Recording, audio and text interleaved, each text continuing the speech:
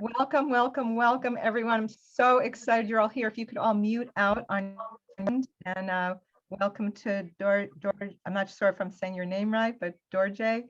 I'm glad you are all here. And this is going to be a very interactive interview, so just be prepared to be engaged.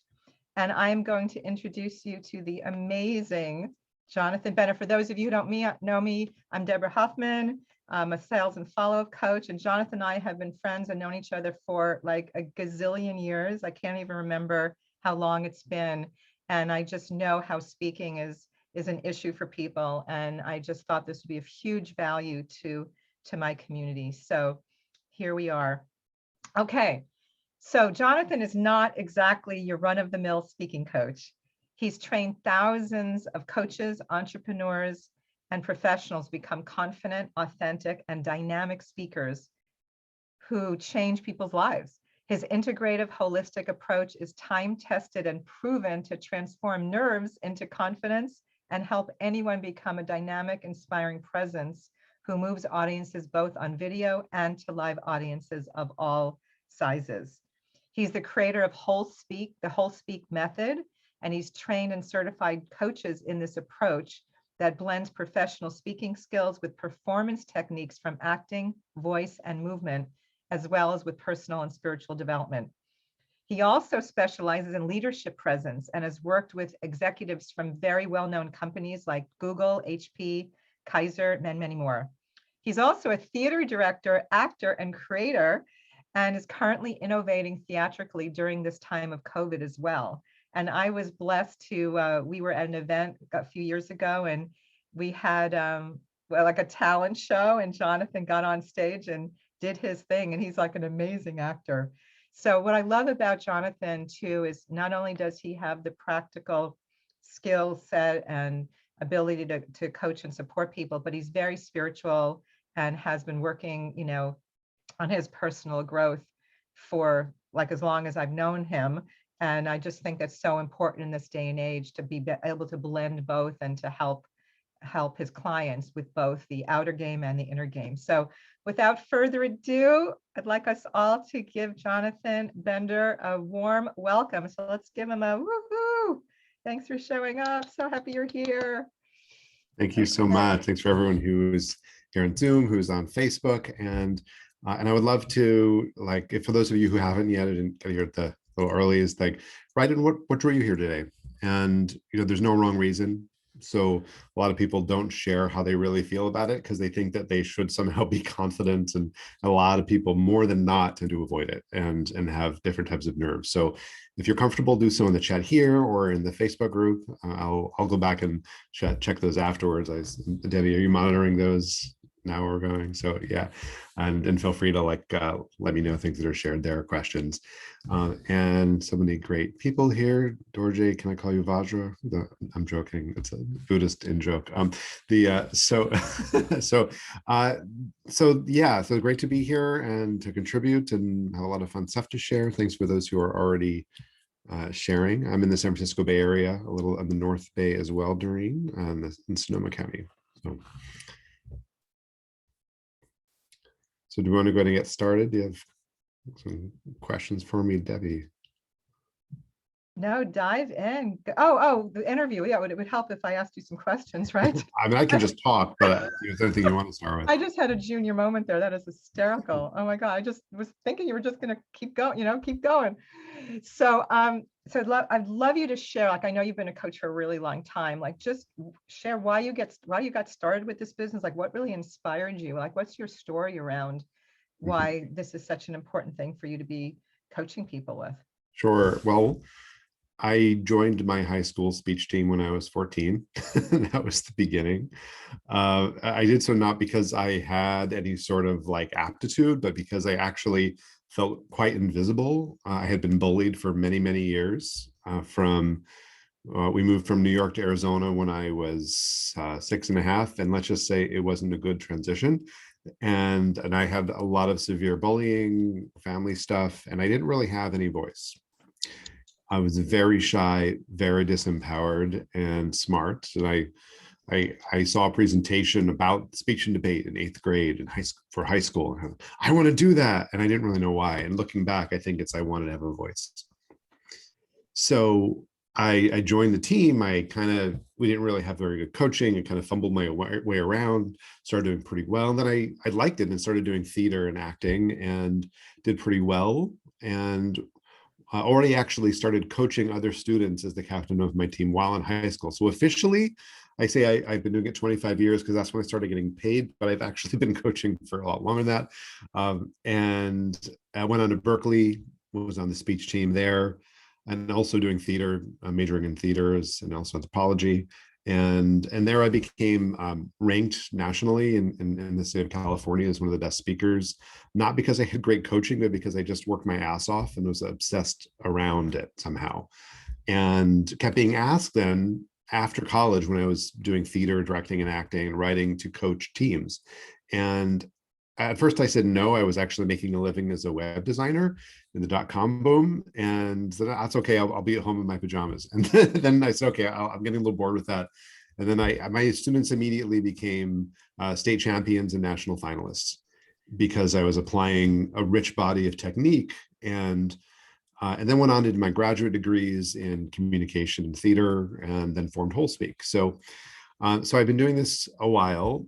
The other thing too I'll mention that happened is that when I was 14 is when I started kind of I started meditating, I started entering a spiritual path, and that's really when I began my growth work. And so that's kind of a whole big story unto itself. And as an energy practitioner and other things, but the important thing to know is that for me, I've always seen like how we show up is not just about external techniques. It's about the internal shift and the transformation to become more of our real selves when we show up in public. And so for me, any body of technique, any method that does not address the inner side is incomplete. And that you have to have a full blend of outer technique combined with the inner work. And I'll say a little more about that later. That in order to actually show up in authenticity and integrity, and that people are looking for.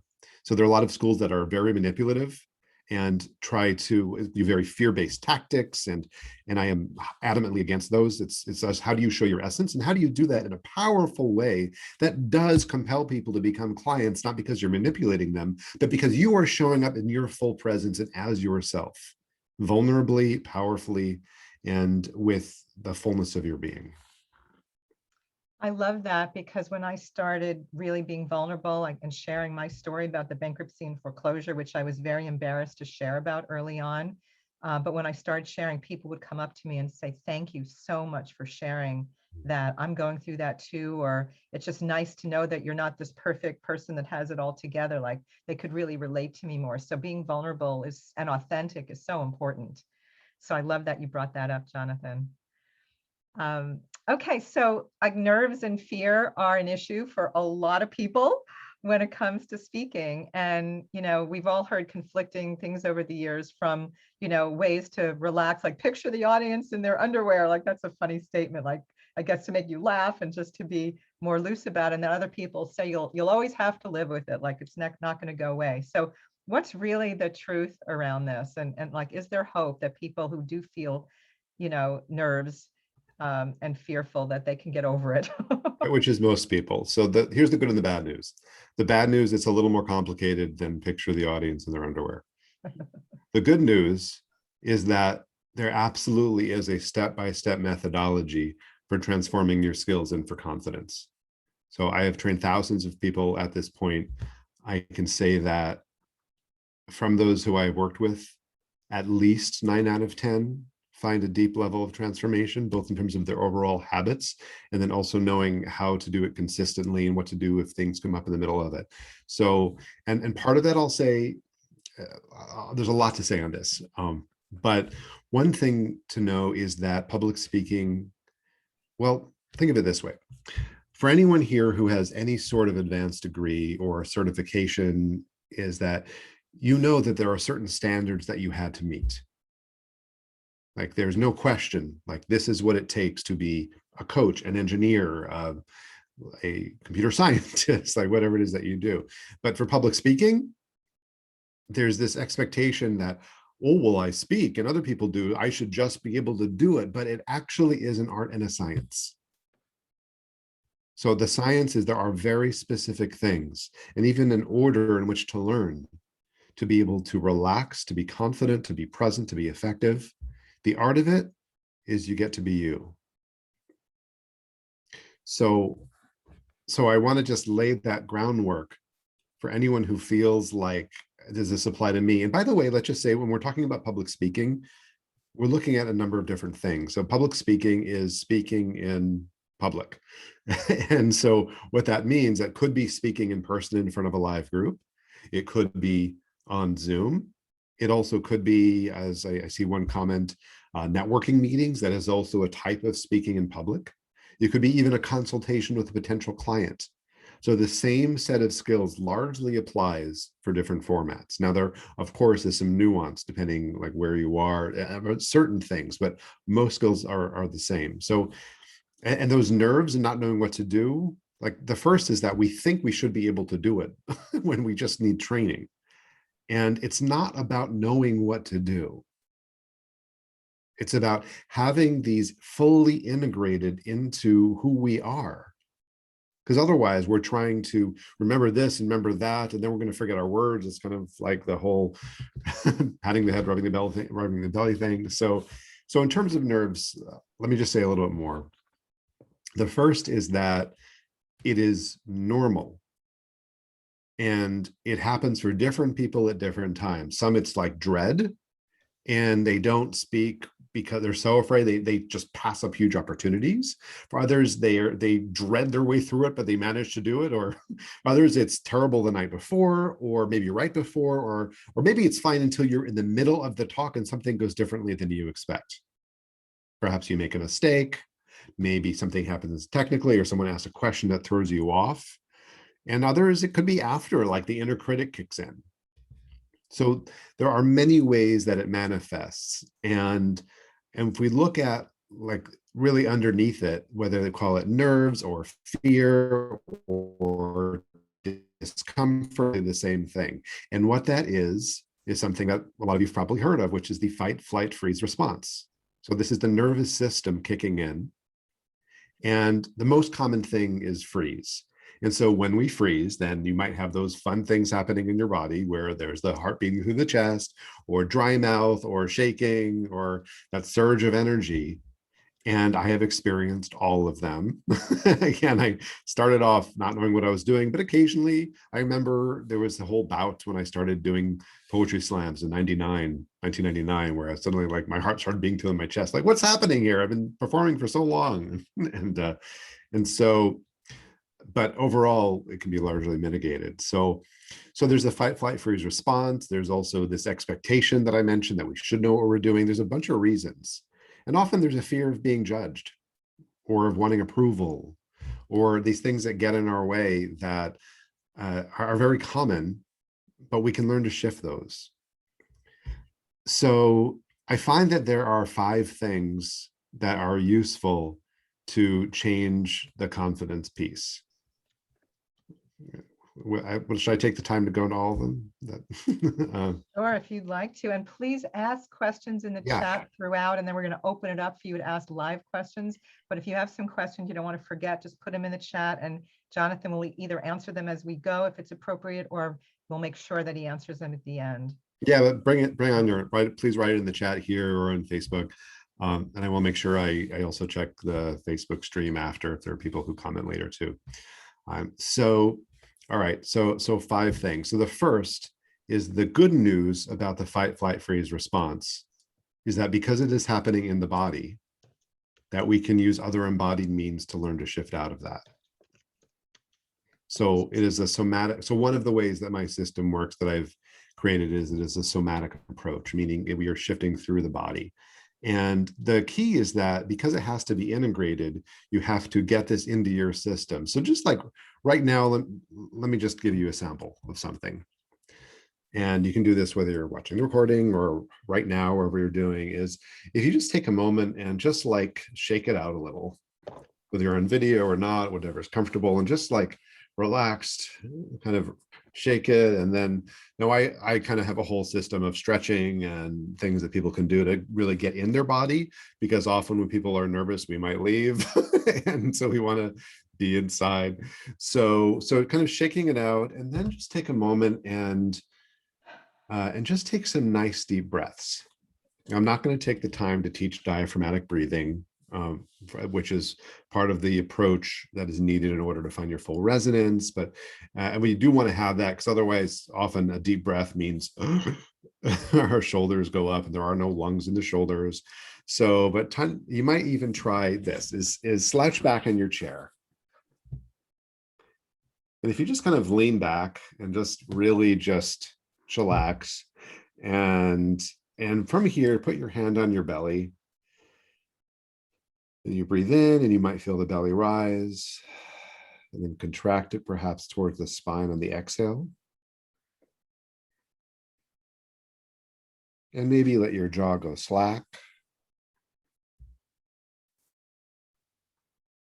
And just kind of imagine your body melting.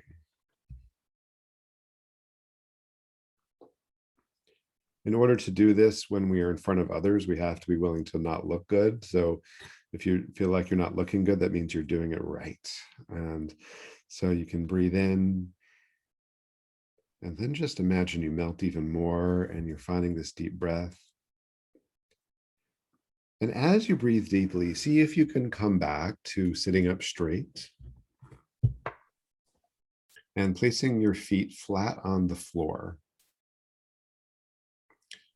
So when you put your feet flat on the floor, I'm always looking also at the energetics of what's happening. So when you put your feet down flat, whether you're sitting or standing, put your feet parallel. So this is a little tip in terms of that kind of energetic side of things. If your feet are open, what's happening is you're actually letting people energetically into your space. If they're closed and pigeon-toed, we kind of know someone's kind of shut off. But this way, we often feel more vulnerable and more raw and exposed. So if you put your feet parallel with the insides of your feet parallel, even when you're sitting, it may feel weird if you're not used to that. And that's something that can grow with comfort. But putting your feet parallel flat on the floor and just really relax, and perhaps even try having your heart open and just relaxing your arms to your sides for the moment. By the way, you will get a recording of this, so it's fine if you want to take notes, but you can also just experience it now and check it later. So whatever you prefer. And just here, like breathing as relaxed as possible and open. And especially relax the back of your neck.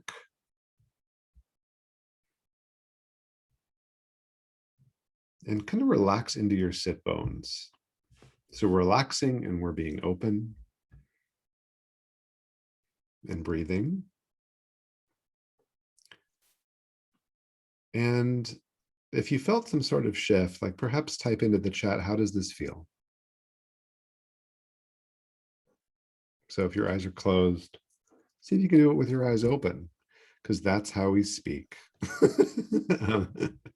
So we integrate this into who we are, and this is an embodied shift. There are also several principles that we are doing right now. We are being open. We're opening up to being seen. Confidence is not invulnerability. It is also vulnerability and letting ourselves be seen, changing our relationship with ourselves to be kinder to ourselves, developing more self-compassion. So I see a couple of comments more centered. So this is number one. We can do a somatic shift, this embodied shift out of the fight, flight, freeze response, which we have to entrain to have access at our disposal.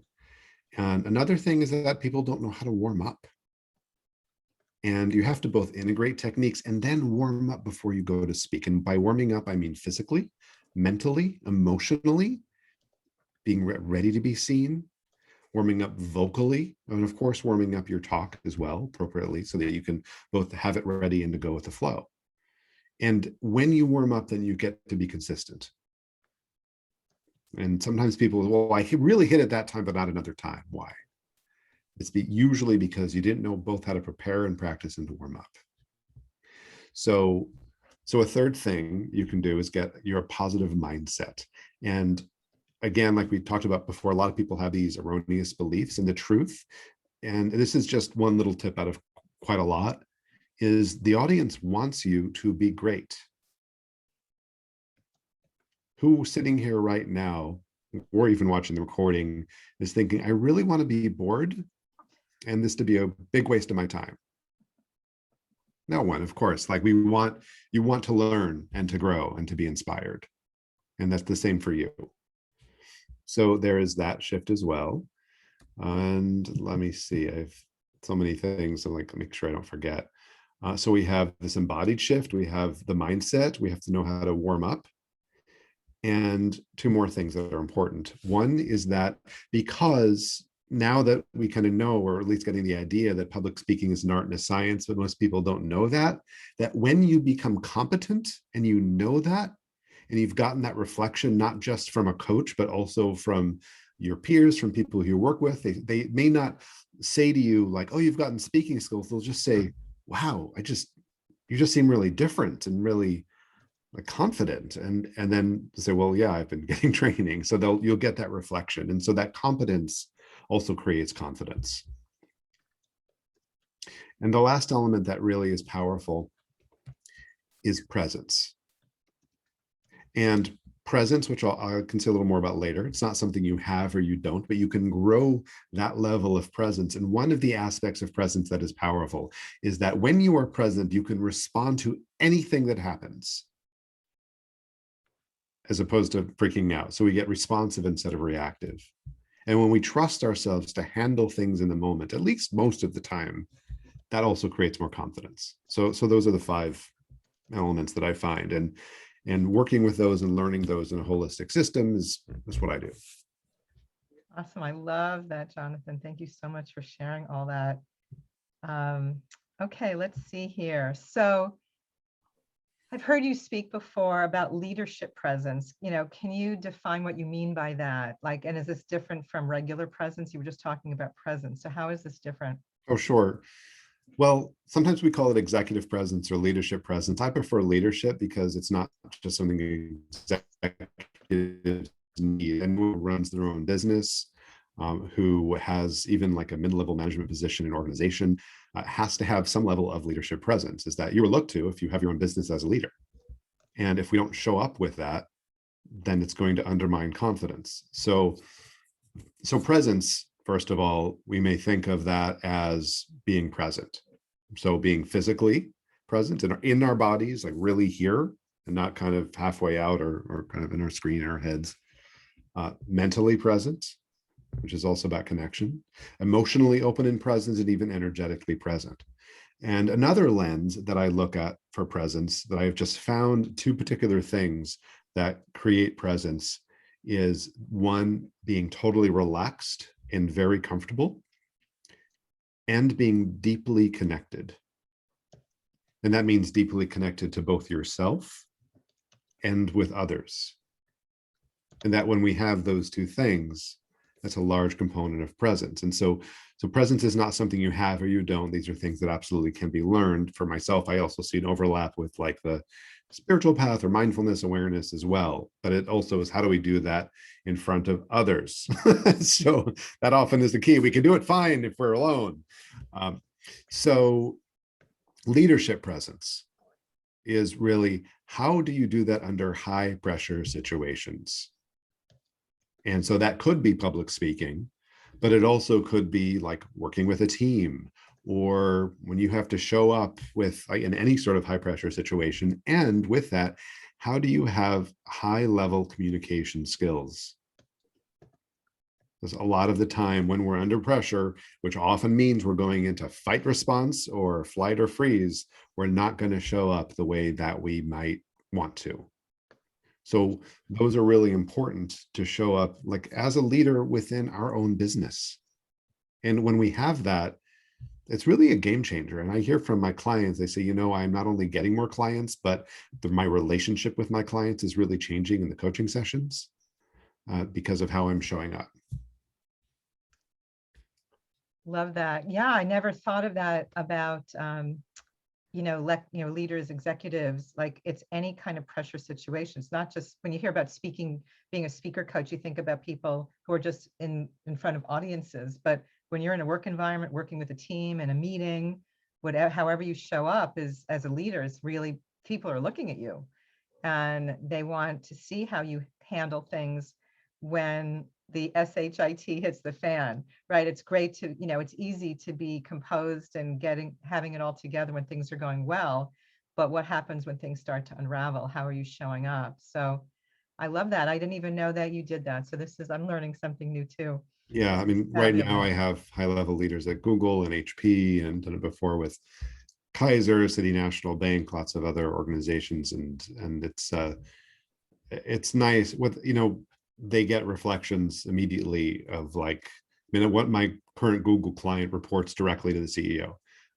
And so he's doing monthly presentations to the CEO and to the leadership team at Google. And so, and from his very first presentation, after only a few coaching sessions, he was told just completely that you have knocked that out of the park. And I'm like, yes, we've just started and you're getting that result. So, I love that. That's fabulous.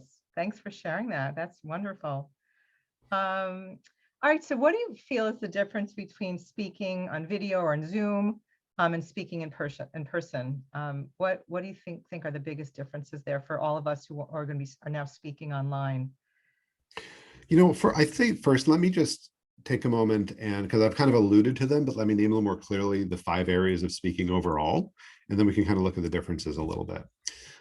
So the first one is crafting talks. So I know I talk a lot about presence and all that stuff, but crafting talks is absolutely essential. You have to know how to do it in a way that's in integrity and authenticity and is not manipulative or salesy. And unfortunately, there are a lot of speaking schools that don't fully adhere to that model. And I think it's unfortunately that a lot of people learned it from another coach who was not a speaking coach. But there are very particular principles. And when you apply those, what I hear even from my clients who have been experienced speakers is they come back and say, I just tripled my sales and my enrollment through that talk by applying these particular principles. So the same principles apply, by the way. How do you speak up in a meeting? And like, how do I just like stay compelling? It's actually not that complicated. It does take a little bit of time to integrate it. So that's number one. And the thing about that is it's wonderful to have the right words to say and know how to do that and go to practice. However, Toastmasters, for example, may teach you particular formats, but they don't teach you nonverbal communication effectively. They're a good practice opportunity, but if you keep practicing the wrong way, that's not going to lead to the results you want.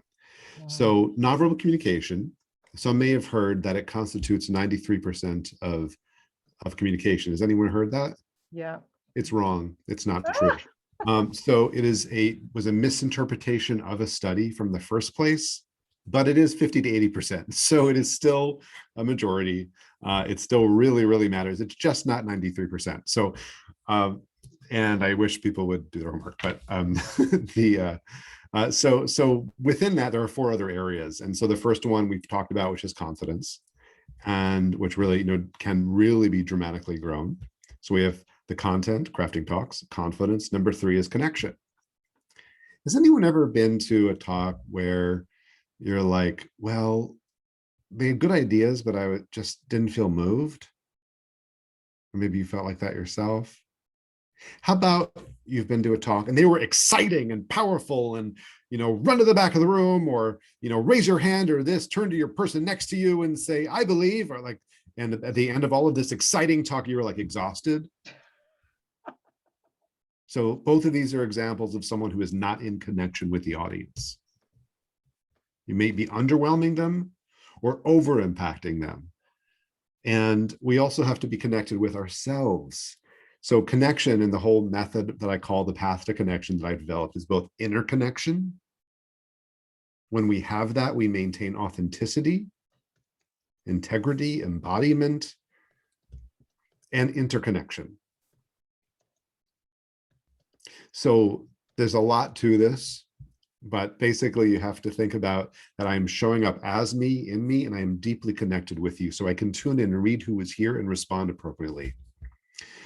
The fourth aspect, vocal and physical dynamics. So we have content, connection, and confidence, and vocal and physical dynamics, or what you might call the element of change. So there is a type of foundational level skill we need with your embodiment, like everything from how do you gesture in a way that like is engaging but looks real, facial expressions, posture, vocal power.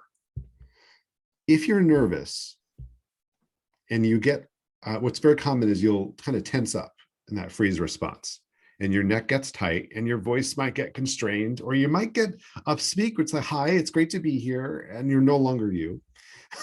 And you're kind of this weird version of yourself and you feel weird. And you're like, this isn't how my voice sounds. And so when we learn to relax and breathe, and we can develop more vocal resonance, which resonates in other people.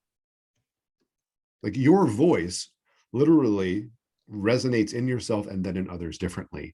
And so you can find vocal power and physical dynamics, both the foundational level, but then also an advanced level if you go far enough, of like how to utilize pitch, tempo, volume, enunciation, variation, speaking styles to really like keep them on their toes, keep their attention, get it back if you lose it, and how to integrate into talks so that you were like engaging and moving. So that's the fourth element. And the last one is charisma and presence. And I talked about presence already. And charisma, it's like the other side of the coin. And charisma is like you, when you're really relaxed, kind of when you let it all hang out, and when you let that goofy laugh come out that you try to think you should hide, like really being you in front of other people. And that takes some effort to learn how to do that. So I said, like, wow, I can just really be myself and be present. So those are the 5 elements overall. And by the way, if there's any questions on these, I'll say it one more time. We have content, confidence and comfort, connection. Fourth, vocal and physical dynamics. And fifth, we have charisma and presence. Oh, I see you did a nice summary of that. Thanks, Debbie. And so in terms of video, by the way, this is a great time to throw in questions, clarifications in the chat. And I'll also can ask questions in a little bit too, but is with video, the element of connection is going to be different. I obviously need to speak to the camera here in order for you to see me and to feel me, but I also want to look down and see you, and it's a weird juggling act. And so it's going to be different. There are specific techniques with eye contact when you are in person where, oh, what did you hear me say last? You just froze for a teeny bit. You just froze for a teeny bit. All right. Did I miss anything? Should I go back or keep going? I think you guys are good. I think so. All right. The mysteries of Zoom. So, so connection in person, there are specific ways to use your eyes in order for everyone to feel really connected. And it's a little bit different depending upon how large the audience is. But the main thing like to know is that the principles of connection remain the same. And that also has to do with like my mindset, like not being overwhelmed, for example, on Zoom with different video squares. And the same principles apply even for networking as a type of speaking and how we show up. So the connection is number one. There may be a little bit different in terms of how we start a talk because of the informality of Zoom. It's going to be a little different than like if we're introduced on a stage and starting there as well. But most things are the same. I would say the most, it is important to practice with your appropriate format and get comfortable with it, but you kind of need the training overall in terms of what you're doing with your voice, body language, all the techniques so that you're ready for wherever you want to speak. Awesome. Love all this. I'd love you guys to just post any takeaways or insights as we go along too. I always love to see what people are taking away.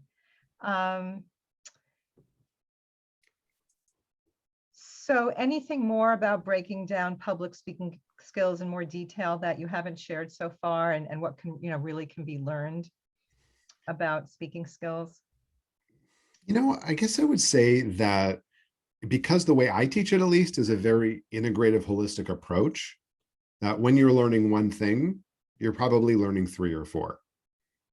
Because we know that presence comes about through deep relaxation and comfort, as well as through connection, is that you kind of organically build towards presence. And the same thing that if you're learning to relax and breathe in order to and ground, in order to change your confidence, that also is paving the way for having a more resonant speaking voice, which paves the way for speaking dynamically. So So it's a particular approach and system that layers on is how I do. I also think it's really important to know that as long as you actually follow a method that works and really like do the work, then things change.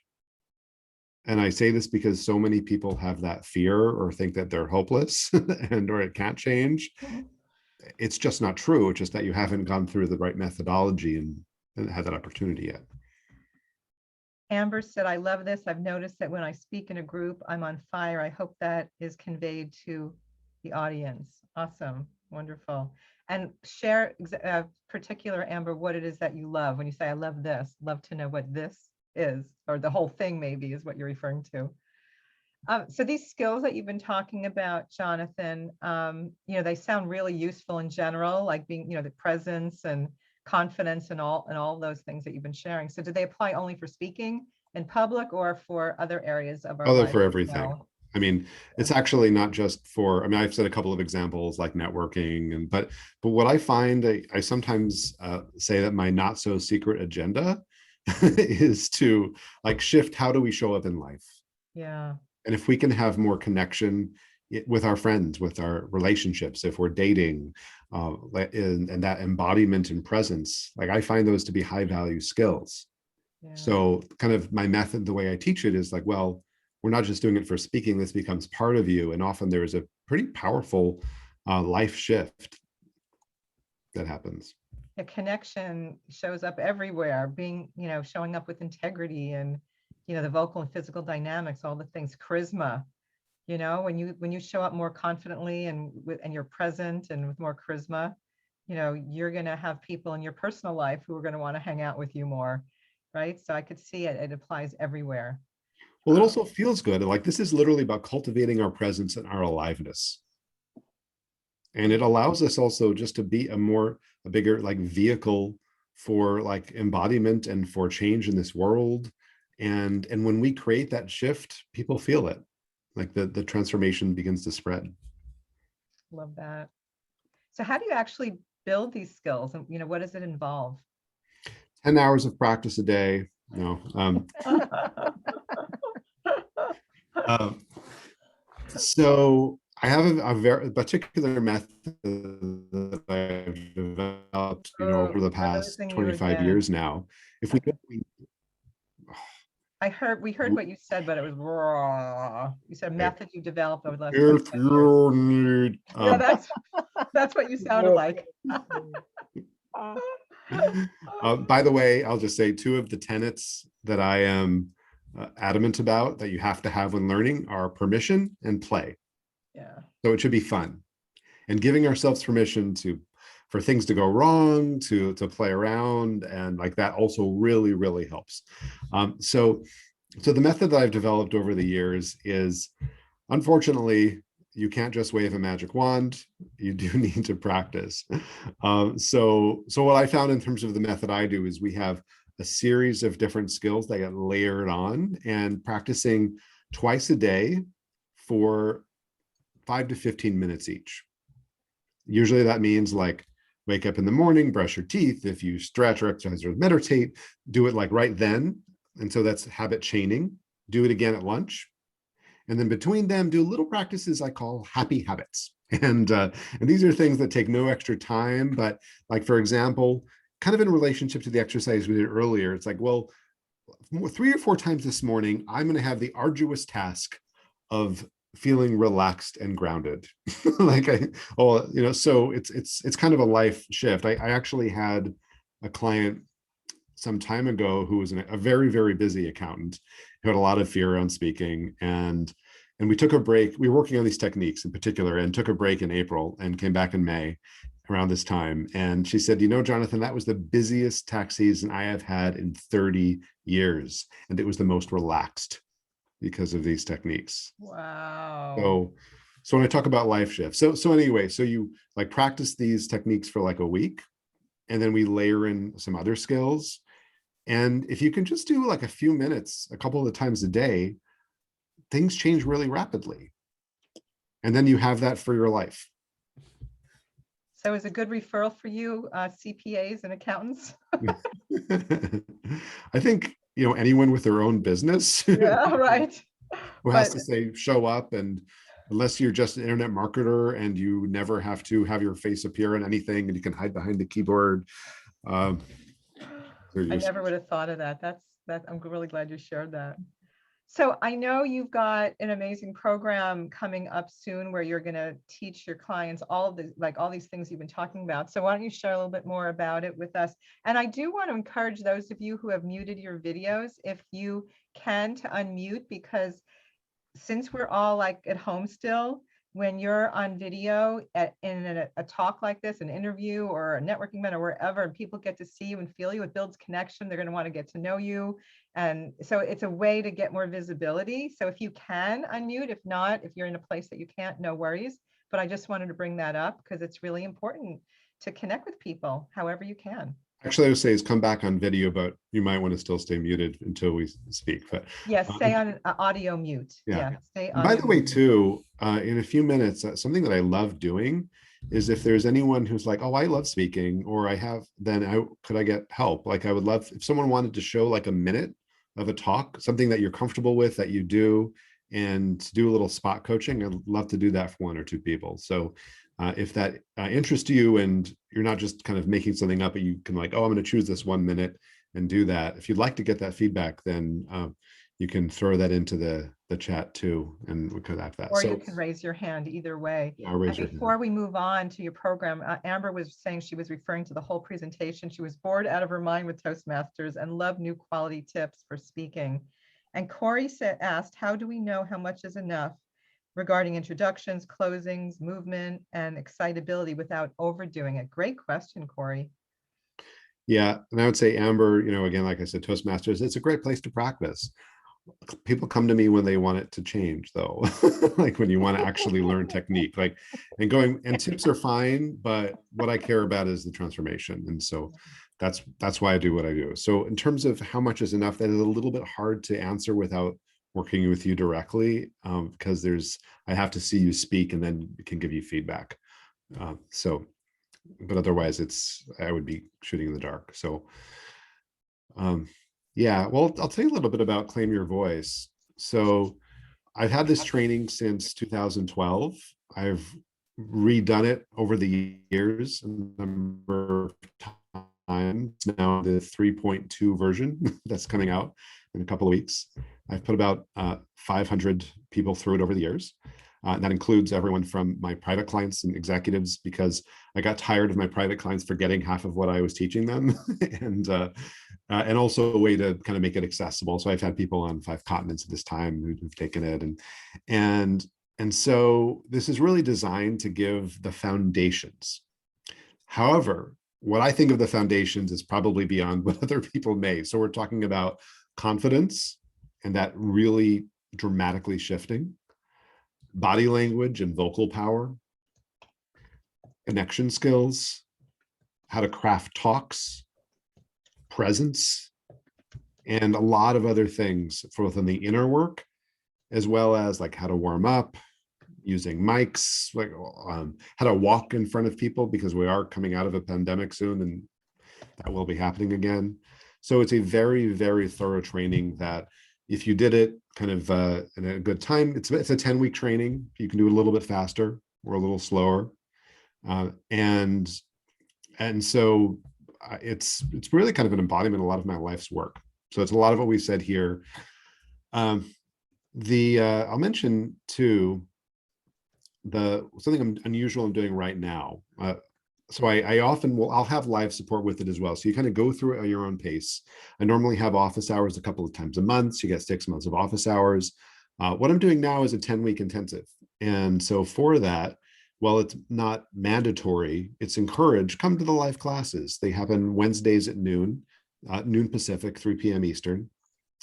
And optional, you get recordings otherwise. And we kind of walk through the levels one at a time. And when I do this, I find that a really powerful community comes together, and a lot of group support and care. And I had people like from this last year saying, wow, I've made really good friends from this too. Sometimes like business referral partners and things like that. So that's going to be, we're having a kickoff call May 26th, and then the first level officially June 2nd. I don't like to rush things, give people a little time to get in their schedule. And I'm also doing something a little different, I should just mention, because I think this is important. So the training is $2,000. That's what everyone from the companies pay. People often pay privately. And I am doing it differently now. So for right now only, the next couple of weeks, is a pay from the heart model. So I really care about it being, I care about diversity, equity, inclusion, first of all, making sure that it is affordable for all who need it. And I also know the pandemic has hit a lot of people hard, especially those who are self-employed. So from the pay from the heart model, I basically am telling you to choose your own price. Now, I do this with a lot of trust. I have an 18-month-old toddler and a family to feed. And so when I have done it before, like a limited amount of like partial scholarships, and we really vet everyone. And I just decided to have a greater level of trust and let people choose what is right for them. So I have not done this before. I may not do it again. It's only for this particular intensive and onward for right now. And the one difference is that I also have a level for people who want leadership presence. There is an option for that, which is at the full pay amount, which has like a 6-month small group mastermind to work with them as well, which is also far, like much more inexpensive than my one-on-one work that I do. So, so I'll put in the link if you want to. I'll put it in right now. Yeah. Do you have that, Debbie? Yeah. Yeah, I do. There we go. Oh, great. So claimyourvoicenow.com. Make sure you go to that now.com because the other one will be someone else's website. So yeah, but I would say go ahead and check that out. Yeah, that's the basics about that. So, and I see what you wrote, Doreen. I won awards at Toastmasters, didn't solve the anxiety. That's also a very common thing. Yeah. So, yeah. So any questions? Anyone want to get coached? Just raise your hand or wave. Okay, so we've got Joanne waving her hand, and you can also raise your hand digitally on the side under participant. If you click on participants, you can raise your hand. But Joanne, do you have a question or did you want some coaching or? I would do my, my one-line introduction that, hopefully I've memorized when I meet new people or go before a new audience or even on my website, etc. So I don't know anybody here, so whatever, I could be embarrassed, but that's not a problem. Well, so before you do, let me just say Yeah. a couple things. So thank you for doing it. And if other people have other questions, meanwhile, you can put those in the chat as well. And when we take that risk, we give ourselves other people permission as well. So what you're doing, I'm all about permission to feel and emotional intelligence. Yeah. So here goes. All right. I'm a parent coach. My name is Joanne Light, and I help the parents of teens and tweens navigating the daily life challenges of being a parent and how they can avoid the parent guilt trap and find that they can have a home more filled with peace, with more peace and less tension and yelling. Thank you. Now, when you do this, is it obviously recently it's been on video. Do you also do this like in person in groups as well? I haven't really had that opportunity because I changed my niche right before the pandemic hit. So I have been really working on Zoom. Sometimes I look at the video interviews that I've done, Jonathan, and I look a little stiff, but I have good nuggets, and I feel like I connect with people, but it's sort of where I'm at. Great. So the reason I was asking is I'll coach you a little bit differently depending upon how you do it. So one thing I'll say is that when we're specifically looking at this kind of elevator speech, is that it can be difficult if we have it fully memorized. I was told to memorize it. and most And I'm people, not very good at right. necessarily. So this is part of the approach. So the approach I teach is called the elevator anti-pitch. And Like that. and so I've That done this sounds for like you, for 10 or 11 sure. years. And yeah. So, and the reason why is no one wants to be pitched. When we think we're pitching, it often has us feel weird. And when we say the exact same words, especially when it's such a short phrase over and over, it doesn't really feel fresh anymore. That works for me because I sometimes something pops in my head and I want to add something. I like to be more spontaneous, but I was told by several coaches that, oh, you should have this nailed, memorize your beginning. Well, So, I will disagree with them. thank you. The version, so in the anti-pitch model, and this is all kind of a whole thing, so but is that I prefer the keyword search.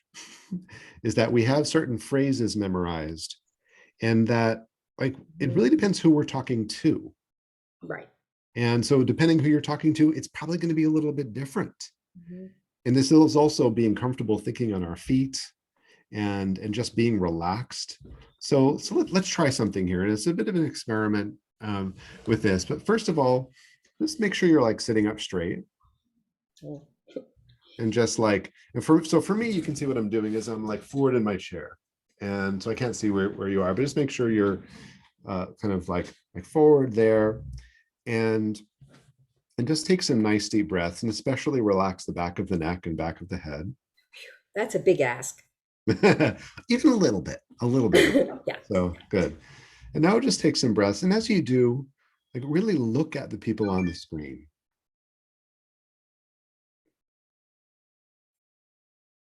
They don't look too scary. No. And so it's fine if your wording changes. Maybe it'll be the same. It doesn't matter for right now. And as you breathe, like really like look at these people and take your time and like say, I'm going to look and I'm going to talk to Doreen. And then maybe I'll turn and now I'm going to really look and say this other part and just say this to Amber. So staying relaxed, take your time.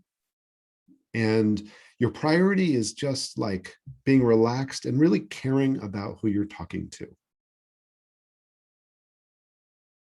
So give it a try again. Okay. Hi, my name is Joanne Light. I've had a lot of years of educational leadership experience and teaching experience. And when I retired, I decided to give coaching a go because I have counseled many students along the way. So now I work with parents of teens and tweens. I love teens, they're the best, and help them navigate life's daily challenges, which are tremendous all the time. And I help them avoid that parent guilt trap. That's a tough one. And we hope we can help them have more harmony at home, more peace at home, and a lot less yelling. All right. So, there's more we could go and keep playing, but if you felt her differently the second time, if you're on video, can you just raise your hand? Anyone prefer the first one? How did that feel for you, Joanne? Now that felt good because I like to just sort of make it up as I go. All right. Now, it's still good to have certain things that we say. And so it's not like abandon everything you've learned. And I think there's a value there. But look, if you look at the principles of what we just did, it was stay relaxed, have connection, let it feel fresh and real, and then other people really feel you. And I love that Paula just right. Now I know what you do. So yeah, that was beautifully done. Yeah, great. I'm gonna give her a little jazz hands. Oh, way to go. That was so different, Joanne. So different. Thank you. Thanks for your help. Yeah.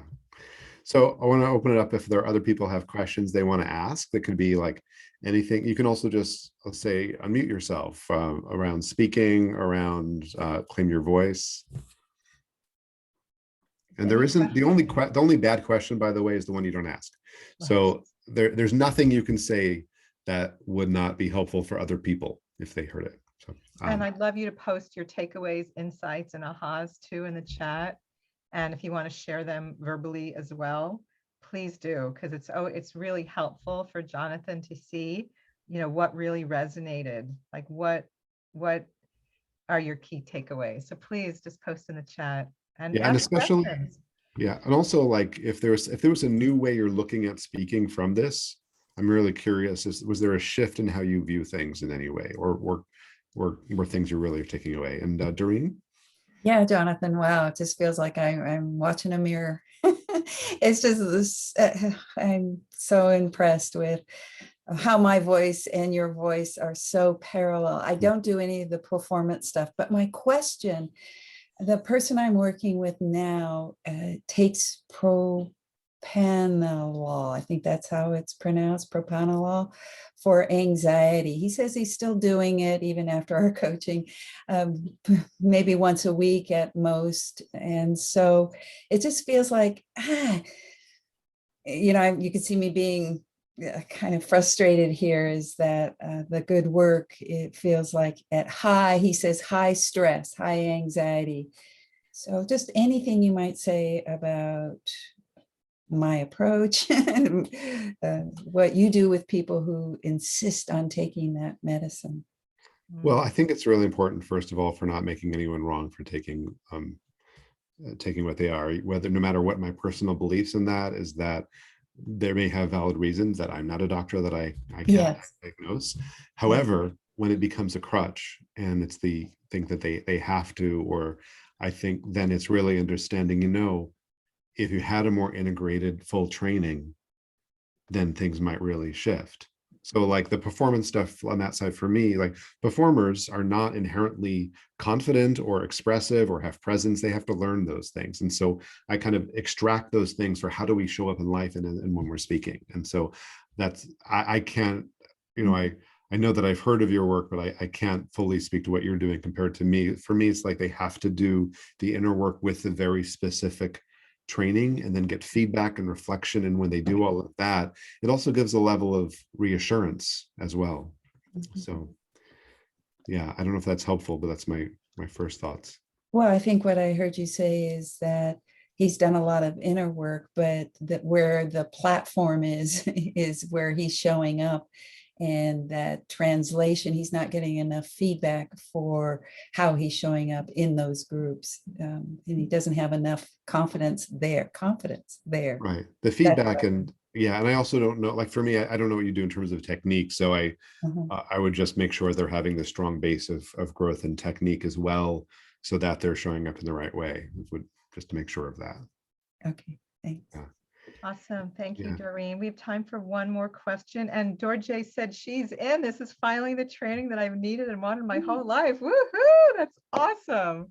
You're going to love Jonathan. He's so lovable. You can tell, right? Just his calmness whenever I'm around him, because I'm like, oh, I'm from New York, so I talk fast, I walk fast, I do everything fast. And he just, when around him, he just kind of slows me down and gets me more grounded and centered. So he really walks his talk.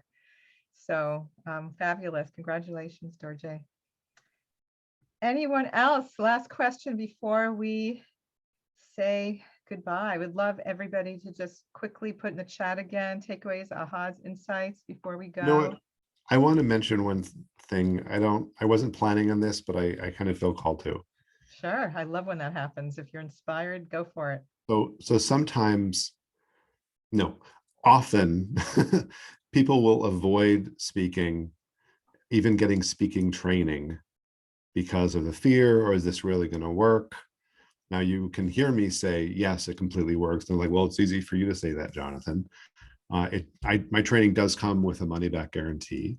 I do private work with people who really want that attention. It's at a much higher price point. But what I would like to do is that just to offer the first 3 people who would like to sign up is I'll also give you a half-hour private session. Whoa. Woohoo. That's so generous. Ooh, I'm gonna put that in. So Half-hour for private your group. session And I'm not doing this for other groups. So for the first 3 people. All right. Well, it sounds like Dorje's getting a half hour. Thank you so much. That's really generous. cool. Oh, and welcome Linda and Amber. I'm excited to see you. So we'll see who registers first, and there might be other people on Facebook, but I just encourage, and besides that too, is like, this is a really generous program. Like, this is not one of those things where you see sometimes where like, oh, it's really worth $5,000, but for you it's 97. Like, no, the price is 2,000. Um, you know, and you can find the right amount for you. So it's been a pleasure, Debbie. If there's any last questions before we wrap Any up. last minute questions you guys or gals have? So happy you were all here. Jonathan, thank you so much for who you are, your presence, and how you show up, and for all the wisdom you shared. You were so generous, and it was wonderful. Loved having you. And we're going to have Jonathan speak at my networking event later in the year. So if you haven't come to my networking event, please come. June 16th is our next event, and I'll put the link here in the chat. And we have a speaker talking about create a LinkedIn, how to use LinkedIn to grow your business. So I'm putting the link in here. So great to see all of you and meet some new people who I haven't met before, and to see some old, at least photographs of people I know really well. Paula and I worked together years ago, and Virginia and I worked together. So it's so wonderful to see. And Corey, I haven't seen in years. Wow, so good to see you, Corey. And Doreen just finished my Power Up Your Sales program. So a lot of familiar faces here. So happy we're all here. Thanks again, Jonathan. Everyone be well. And if you have any questions for Jonathan about the program before you make a decision, please, how can they reach out to you if they need to chat with you? Yeah, well, I will send out a recording, and so you'll have my email address there. There's also a little chat box at claimyourvoicenow.com. So, you know, I'm available. I'm really busy, but available. So do reach out, and I'm happy to answer your questions. So fabulous. All right. Well, great seeing all of you. So thanks so much for being here and for making this really fun and interactive. Really appreciate your participation. And Jonathan, thanks again. And be well, everyone. Thanks, everyone. What was that? Does somebody have anything? That was just me. Okay, got it. All right. Bye, everybody. Great to meet everyone. Bye-bye.